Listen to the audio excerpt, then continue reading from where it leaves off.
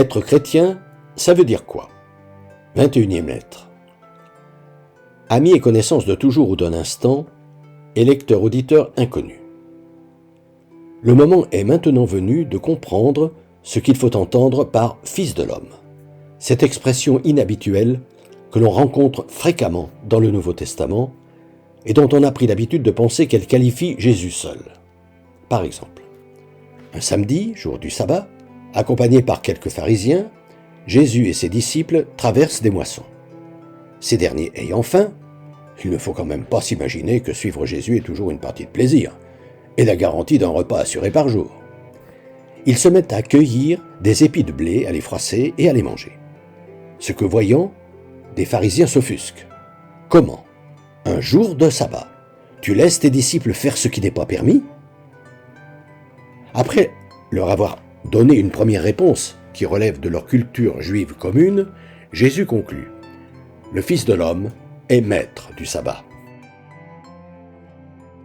Ce qui amène à se poser la question: voudrait-on que Jésus soit un gourou qui réduit celles et ceux qui le suivent à devoir lui obéir sans discuter, et en l'occurrence, qui aurait dû interdire aux apôtres de faire ce qui n'est pas permis le samedi?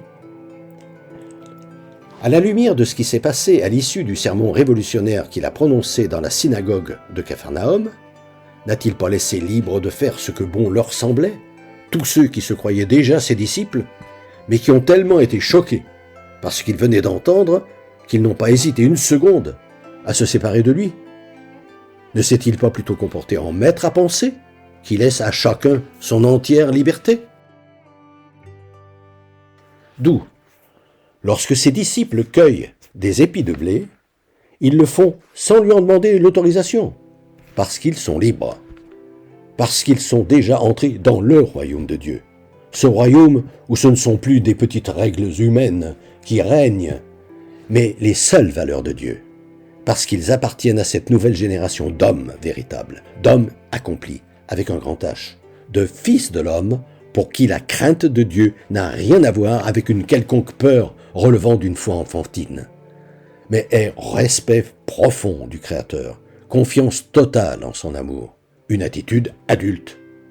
Autrement dit, alors que la foule s'est rassemblée autour de lui par milliers et par milliers au point qu'on s'écrase les uns contre les autres, Jésus dit: « Quiconque se déclarera pour moi, pour mon message, la bonne nouvelle, devant les hommes, le Fils de l'homme, à son tour, se déclarera pour lui devant les anges de Dieu. Mais celui qui m'aura renié à la face des hommes sera renié à la face des anges de Dieu. » Le premier réflexe est en effet de considérer que le Fils de l'homme est Jésus, ce qui ne tient pas. Déjà, parce que c'est oublier que Jésus s'est complètement identifié au message dont il est porteur. En conséquence, lorsqu'il parle de lui, il parle généralement de la bonne nouvelle. Et que, conformément aux commentaires qu'il donne de la première image de sa parabole du sommeur, il sème ce qu'il est. Ce qui conduit à comprendre, ainsi, le verset ci-dessus: « Quiconque fera sien le message de la bonne nouvelle, comme moi-même je l'ai fait mien, c'est ce message-là qui témoignera en sa faveur. » Ensuite, parce que le bon sens veut que, si Jésus était réellement un homme comme nous lorsqu'il vivait parmi nous, il ne pouvait évidemment pas dire qu'il serait celui qui nous jugera lorsque nous paraîtrons devant les anges de Dieu, c'est-à-dire le jour dernier.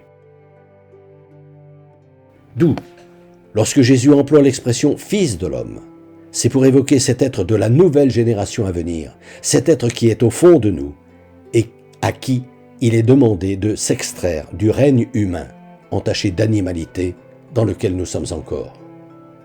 Règne humain actuel, dont nous croyons à tort qu'il est le sommet du processus décrit par Darwin, alors que le dernier stade de l'évolution est cet être à venir, l'homme achevé, devenu pleinement homme, dont les modèles sont les saints de toutes les religions, avec Jésus, nouvel Adam, quand l'humanité se décidera à mettre à la première place les valeurs divines que nous dispensent nos consciences.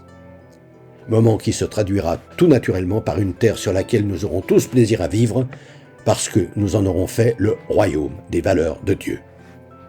C'est donc, nous dit Jésus, depuis ce domaine-là qu'en dernier ressort, les anges de Dieu, ces informations que le Créateur nous dispense par nos consciences, nous jugeront. Autrement dit, le tribunal sans complaisance devant lequel nous comparaîtrons sera nous-mêmes. Ainsi, confirmant la raison pour laquelle Dieu nous a mis sur terre, le Fils de l'homme n'est pas Jésus seul, mais chacun des hommes et des femmes de bonne volonté qui font passer leur spiritualité en premier, au contraire de la plupart d'entre nous qui sommes encore dépendants de notre animalité.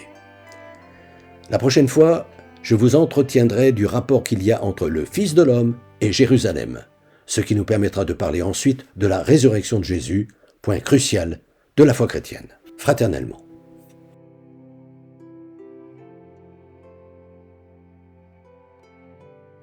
Depuis des années, environ une fois par mois, j'envoie une lettre d'information spirituelle à tout mon carnet d'adresses.